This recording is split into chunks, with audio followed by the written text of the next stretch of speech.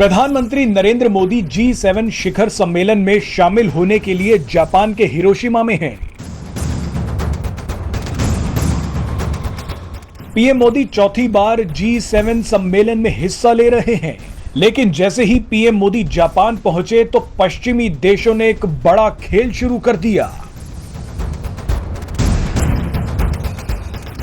ये सभी देश पीएम मोदी को फंसाने की कोशिश में जुट गए हैं। सम्मेलन शुरू होने से पहले ही भारत को धमकियां दे रहे हैं। इस वीडियो में आपको बताएंगे कि G7 सम्मेलन में भारत को घेरने की क्या तैयारियां चल रही हैं। दरअसल इस बार G7 देश पीएम मोदी को सिर्फ भारत के प्रधानमंत्री के तौर पर ही नहीं देख रहे, बल्कि G20 बैठक के होस्ट के तौर पर भी देख रहे हैं। भारत में होने वाली G20 की बैठक ऐसा मौका है जिसका इंतजार पश्चिमी देश काफी समय से कर रहे हैं, क्योंकि भारत में होने वाला G20 सम्मेलन जापान में हो रहे G7 सम्मेलन से कहीं ज्यादा बड़ा मंच है।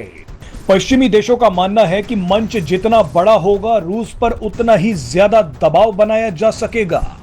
इसीलिए पश्चिमी देश जापान में हो रही G7 बैठक में पीएम मोदी को अपनी तरफ करने के लिए सभी हथकंडे अपना रहे हैं।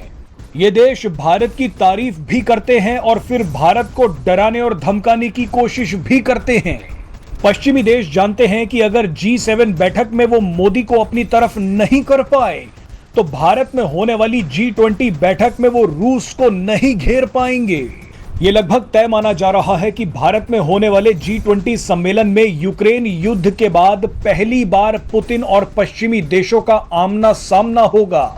ऐसे में पश्चिमी देश चाहते हैं कि भारत में बैठकर वो पुतिन को सबके सामने जलील करें, उसी भारत में बैठकर जो पश्चिमी देशों के विरोध के बावजूद रूस का साथ देता आया है।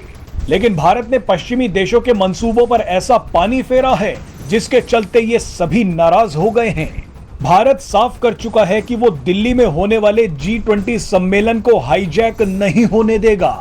भारत का मानना है कि G20 में रूस को कोसने के बजाय ग्लोबल इश्यूज पर बात की जाए, जैसे global oil prices, food security, terrorism, environment और टेक्नोलॉजी। भारत जानता है कि पश्चिमी देश आजकल सभी बड़े वैश्विक सम्मेलनों का इस्तेमाल रूस को गाली देने के लिए करते हैं। जापान में हो रहे G7 सम्मेलन में भी पश्चिमी देशों ने ठीक यही किया। पश्चिमी देशों ने अचानक G7 सम्मेलन में यूक्रेन के राष्ट्रपति वोलोदिमीर ज़ेलेंस्की को बुला लिया।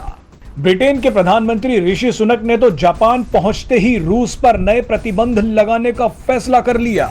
लेकिन भारत चाहता है कि ऐसा कुछ भी G20 सम्मेलन में नहीं होना चाहिए।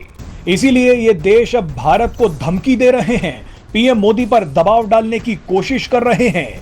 पीएम मोदी के जापान पहुंचने से पहले यूरोपियन यूनियन ने भारत के खिलाफ एक्शन लेने की धमकी दी है। पश्चिमी देशों का कहना है कि भारत रूस से सस्ता तेल खरीदता है और उसे प्रोसेस करके महंगे दामों पर यूरोप को बेच देता है। ऐसा बिल्कुल नहीं होना चाहिए। ये सभी देश जानते हैं कि भारत में होने वाली G20 बैठक में पुतिन खुद आएंगे, और अगर ये सभी देश पुतिन के सामने ही रूस को